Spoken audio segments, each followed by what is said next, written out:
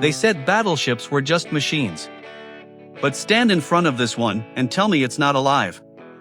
This is the USS Missouri, 45,000 tons of American steel, pride, and legacy. A ship that thundered across the Pacific, ended a world war, and now lies silent, holding the memories of men who shaped history from its decks.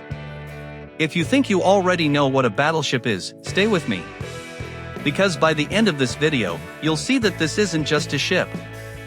It's a living monument to everything America once was: power, precision, sacrifice. And I promise, once you step inside, you won't see the ocean the same way again. So before we begin, hit subscribe. Because on this channel, we don't just show history.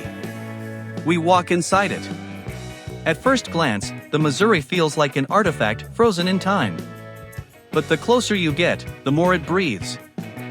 You hear the gentle slap of waves against her hull, the echo of footsteps on steel.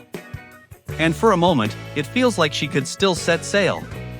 Launched in 1944, the USS Missouri wasn't just another war machine. She was the pinnacle of naval engineering: 9 16-inch guns, engines capable of propelling 57,000 tons through the ocean at 33 knots. A floating fortress, part city, part weapon, part home. The first thing that hits you isn't the firepower, it's the scale. From above, the Missouri stretches nearly 900 feet. Longer than 3 football fields. Every plate of armor, every bolt, every rivet, a story of hands that built her, of young men who trusted her to bring them home. Step aboard, and the noise of the world fades. You enter a self-contained universe of discipline, routine, and quiet pride.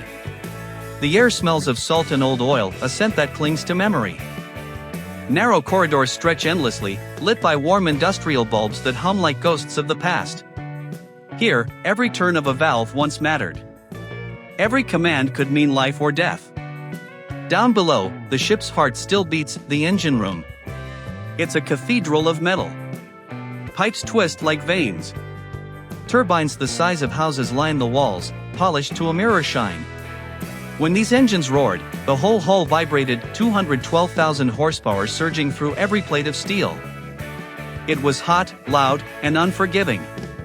Sailors here worked 16-hour shifts, drenched in sweat, deafened by machinery, driven by sheer duty.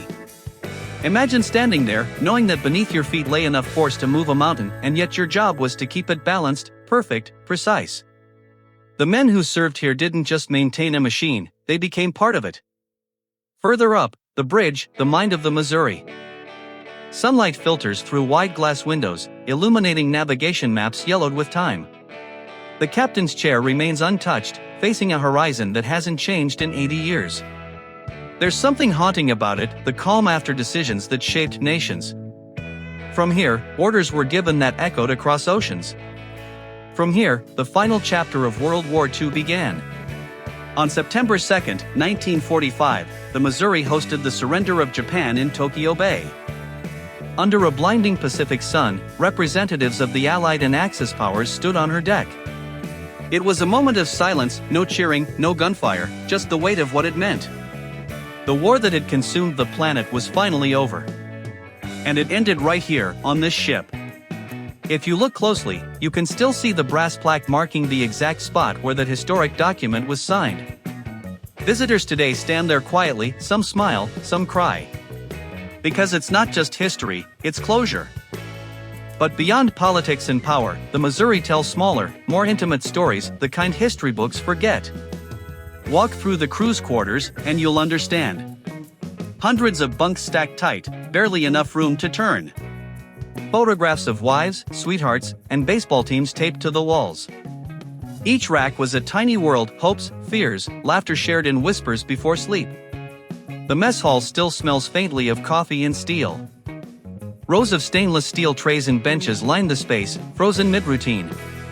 You can almost hear the morning bell, the chatter, the clang of utensils. Ordinary moments that somehow feel sacred now. The galley, where cooks worked in sweltering heat, serving thousands of meals daily. The laundry room, where uniforms spun endlessly, reminding everyone that even in war, life must remain clean, organized, human. And the medical bay, where white sheets and polished instruments tell silent stories of pain, healing, and hope. In the captain's cabin, light spills through a round porthole, dust floating like memory. On the desk, replicas of old documents, an ink pen, a folded flag. You can picture him there, alone, reviewing orders that would send men into danger. The weight of command pressed heavier than the armor outside. Everywhere you look, the Missouri carries echoes. Footsteps, laughter, discipline, courage. And yet, she feels at peace. Step outside again, and the sunlight blinds you. The main deck opens to the endless Pacific, calm now, but once filled with thunder. The guns still stand, their barrels pointing toward the horizon. Symbols not of destruction anymore, but of deterrence, of lessons learned too late. Walk toward the stern, and the American flag flutters proudly in the breeze. It's not arrogance, it's remembrance. Each ripple in that flag represents names etched on memorial walls. Lives spent to keep this ship and what she stood for afloat. The Missouri story didn't end with the war. She returned decades later, reactivated for the Korean War, and again in Operation Desert Storm. Imagine that, a ship built before color television, still firing in the age of satellites. A living bridge between eras, proving that craftsmanship and purpose outlast fashion and politics. Her final retirement came in 1992. And today, she rests in Pearl Harbor, a guardian facing the remains of the USS Arizona. The ship that marked America's entry into the war. One vessel where it began, another where it ended, an eternal conversation between steel and sea.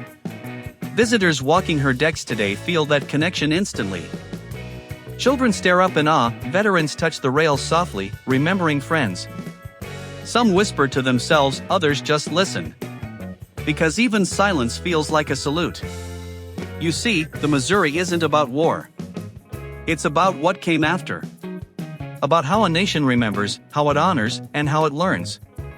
This ship doesn't glorify violence, it glorifies resilience, the strength to rebuild, the courage to forgive, the will to preserve peace. Every bolt, every rust mark, every echo in these corridors whispers one truth. Greatness isn't just built, it's carried forward. If you ever find yourself in Pearl Harbor, stand on her deck at sunset.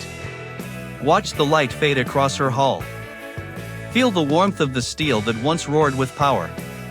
And listen, because she still speaks.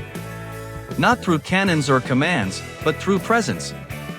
Through the quiet dignity of survival. The USS Missouri is more than a museum. She's the memory of a world that fought, suffered, and learned to end war. She's the heartbeat of the sea, steady, patient, eternal. And maybe that's the real lesson. That peace, like steel, lasts only if we keep caring for it. Thank you for watching. If this story moved you, don't just click away, click subscribe. Because the next legend we explore will take you even deeper into the soul of the ocean. Until then, remember this. Some giants never truly rest, they just wait for us to listen.